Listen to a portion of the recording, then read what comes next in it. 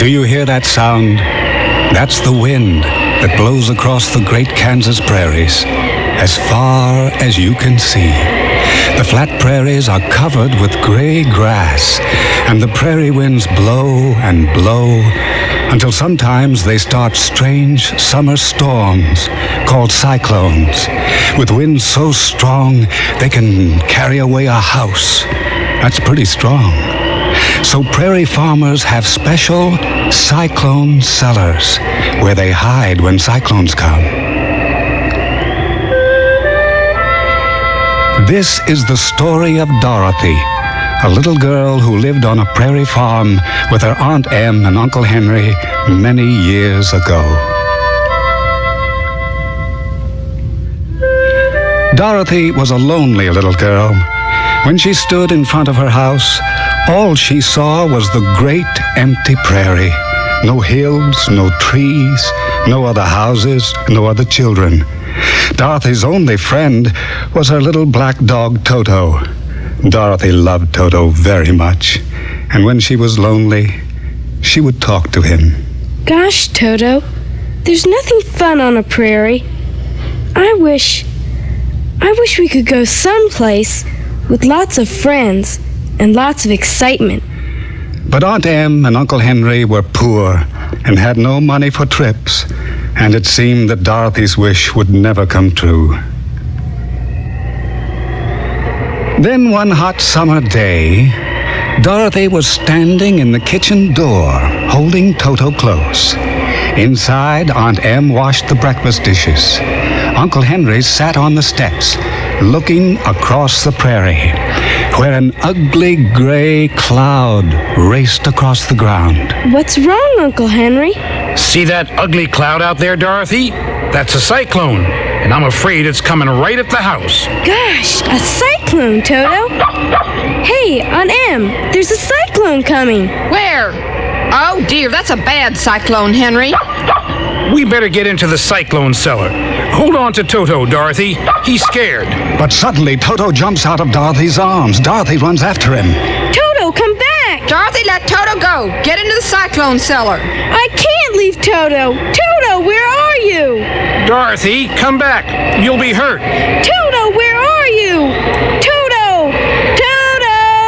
Toto, there you are. Come on. Dorothy picks up Toto and runs back into the house, but she's too late.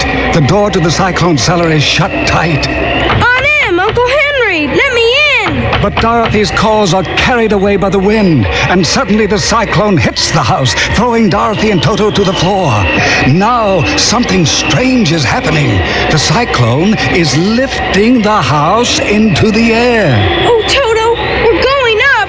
I'm scared. Toto is scared, too. He runs to the open trapdoor and barks at the dark, swirling clouds below. Look out, Toto! You'll fall through! The house lurches, and Toto does fall through. Toto! Dorothy reaches down just in time, catches Toto by the ear, and pulls him to safety. Oh, Toto, Toto, I thought I'd lost you. Toto, dear Toto. Dorothy carried Toto over to her bed. Dear Toto. And lay down.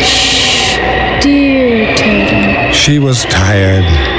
Outside, the wind blew and blew, and the house sailed on through the storm, rocking back and forth, and back and forth. And Dorothy yawned back and forth, and Toto yawned back and forth, and together they fell asleep. Dorothy and Toto were still fast asleep when the house landed with a bump, and Dorothy woke up. Gosh, Toto, wake up! We're on the ground again. I wonder where we are. Let's look outside. Look! It's beautiful! The house had landed on a soft green lawn, surrounded by shady trees, filled with oranges, pears, apples, lemons, and peaches. Oh, Toto, it's so pretty. Not like Kansas at all. Just then, 4 of the strangest looking people Dorothy had ever seen stepped from behind the trees. 3 were little men with pointed hats, dressed all in blue. The 4th was a kind-looking little lady, dressed in white. The little men bowed, and the lady spoke. Welcome to the land of the Munchkins. We thank you for killing the Wicked Witch of the East and setting the Munchkins free. Kill? I didn't kill anyone. I'm Dorothy, and this is my dog Toto. Well, it was your house that fell on the Wicked Witch. See?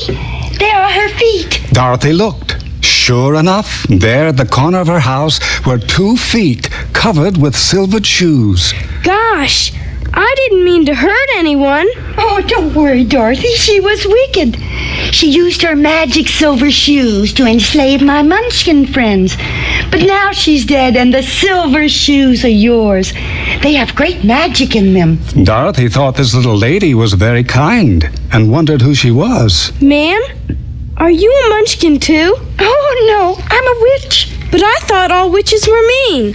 Oh, no, I'm the Witch of the North. I'm a good witch. So is the Witch of the South. Only the Witch of the West is wicked. The Witch of the East was wicked too, but now she's dead. Dorothy thought all this talk about witches was very strange. She had had enough excitement. Now she wanted to go home. Ma'am, I want to go back to Aunt Em and Uncle Henry. Where do they live? Right here in Kansas. Kansas? This isn't Kansas. You're in the land of Oz. The land of Oz? You mean you can't tell me how to get home? No, you'll have to ask the Wizard of Oz. He's very powerful and very clever. He'll know how to get to Kansas. You'll find the wizard in the Emerald City. Where is the Emerald City? Just follow the yellow brick road. The Munchkins will show you where it begins. It will take you to the Emerald City through a country that's sometimes friendly and sometimes dark and terrible. Gosh, it sounds kind of scary. Maybe you could come with me. Oh, no, Dorothy, I can't do that. But I will give you my kiss. Nothing will dare harm one whom I've kissed. The good witch gently kissed Dorothy on the forehead. There, now you are safe. And remember, wear the silver shoes. Their magic is powerful, too. Now I must go. Goodbye, dear Dorothy, and have a good journey to the Emerald City. So saying, the good witch whirled on her heel and vanished in a shower of light. Gosh, Toto, I never saw anybody disappear that fast. Dorothy put on the silver shoes, which sparkled in the sun, and then the Munchkins took Dorothy and Toto to the yellow brick road, which stretched eastward like a gold ribbon through the land of the Munchkins. The Munchkins waved goodbye, Dorothy waved back, and set off in her magic silver shoes to find the wonderful Wizard of Oz.